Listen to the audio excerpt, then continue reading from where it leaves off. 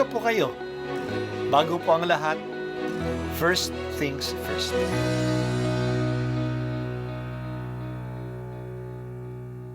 Good morning po. Sinisimulan po natin ngayon ang first things first. At dito po, tinatalakay natin sa unang bahagi ng umaga natin ay ang first readings na binabasa po sa banal na misa.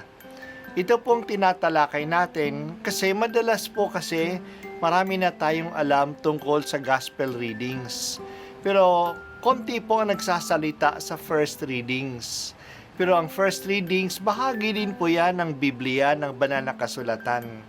Kaya susubaybayan po natin ang mga first readings. Basahin po natin at kuminsan kailangan ng basahin ng 2 o 3 beses bago maintindihan kasi hindi po tayo familiar sa mga istorya at sa mga kaisipan na tinatalakay dito. Ang pagbasa mula sa aklat ni Propeta Isaias. Sinabi ng Panginoon, ang lingkod ko'y magtatagumpay sa kaniyang gawain.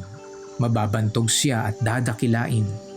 Marami ang nagitla nang siya'y makita dahil sa pagkabugbog sa kanya'y halos di makilala kung siya'y tao. Ngayoy marami rin ang bansang magugulantang. Pati mga hari, pag siya'y nakita ay matitigilan.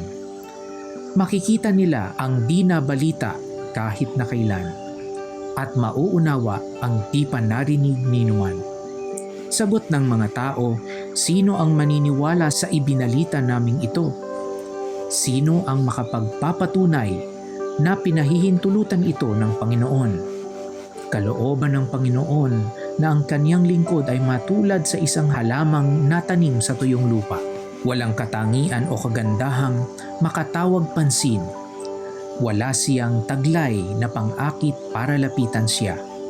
Hinamak siya ng mga tao at itinakwil.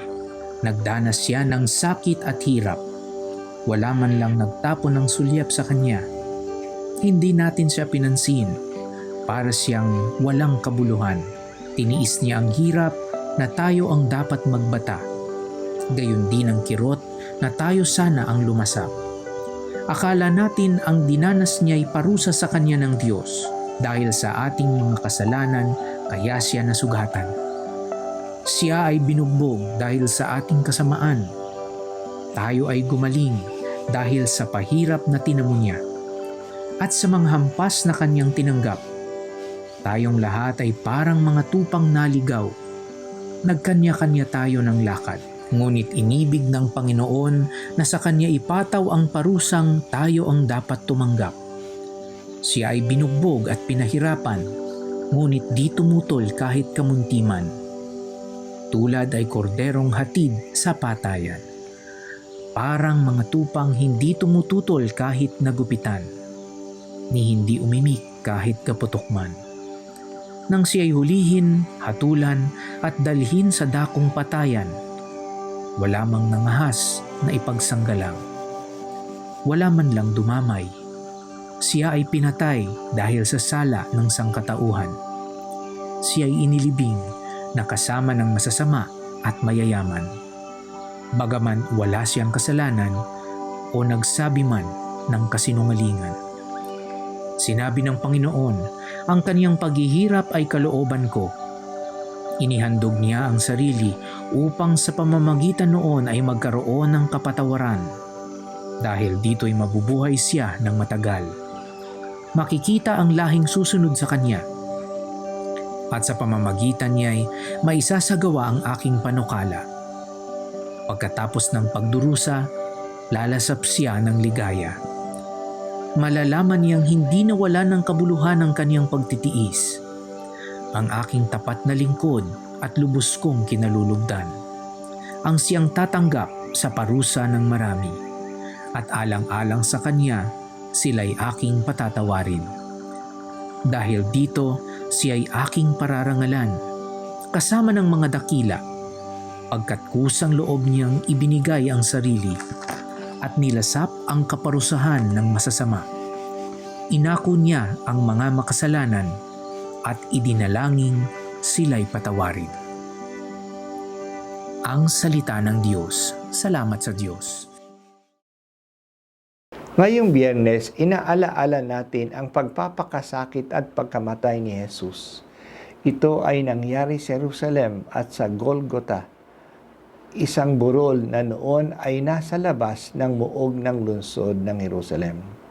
Sa paggunita kay Jesus, pinapaalaala sa atin ng simbahan na hanggang ngayon marami sa mga kapatid nating mga Kristiyano ay nagdurusa sa Terra Santa, sa Holy Land. Mayroon doong matatagal ng mga Christian communities.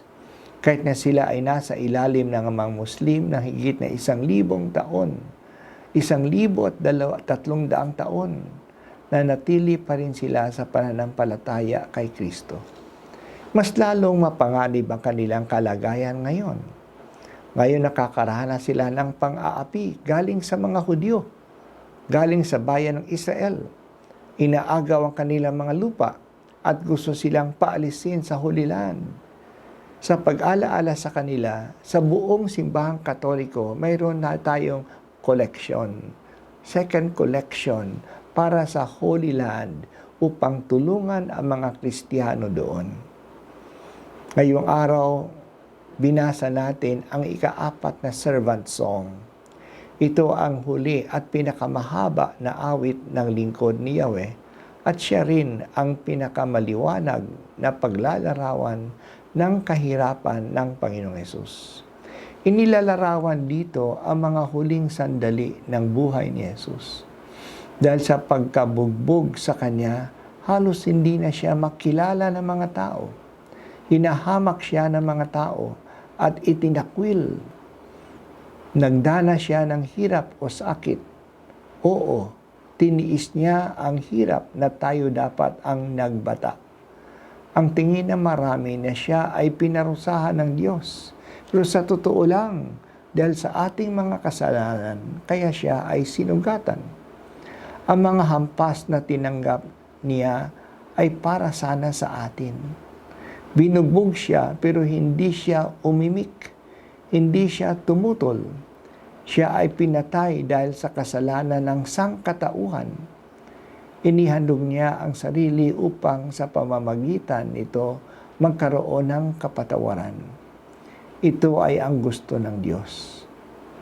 Pagkatapos ng pagdurusa, sa Kanya ang ligaya. Kaya hindi nawalan ng kabuluhan ang Kanyang pagtitiis. Dahil dito, tunay na kinalugdan ng Diyos ang tapat niyang lingkod. Dahil dito, siya ay pararangalan ng Diyos at isasama sa mga dakila sapagkat kusang loob niyang ibinigay ang kanyang sarili at nilasap ang kaparusahan ng masasama. Inako niya ang mga kasalanan at idinalangin niya sila na sila ay patawarin. Hindi lang isinilarawan ang kahirapan ng lingkod ng Panginoon. Ibinigay din ang dahilan bakit niya ito dinanas. Hindi dahil sa kanyang kasalanan o kasamaan, ngunit dahil sa ating kasalanan. Siya ang tumanggap ng parusa para sa atin. He is the suffering servant. Ito ay isang uri ng pagiging Mesiyas na nasa lumang tipan na, ngunit hindi pinapansin ng mga tao noon. Ang Mesiyas na kanilang inaasahang darating ay ang matagumpay na Mesiyas na magpaparusa sa mga kaaway. Hindi isang Mesiyas na siya ang tumanggap ng kasalanan ng bayan. Itong suffering servant ang pagka-Mesiyas ni Jesus. Kaya bago siya mamatay, hindi nagpahayag si Jesus ng hayagan na siya ang Mesiyas. Mamimisinterpret siya ng mga tao. Oo, siya ay dadating bilang Mesiyas, pero iba ang kanyang pagiging Mesiyas. Iniligtas niya tayo sa pag-ako ng ating kasamaan. Binayaran na niya ang ating mga utang, kaya tayo napalaya. Salamat, O Jesus, sa pag-ako mo ng aking kasalanan.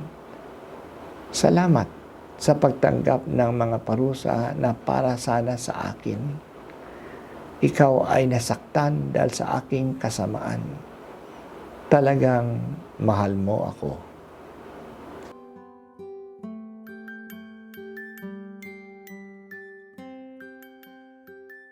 At ako po ay si Bishop Broderick Pabilio dito sa First Things First.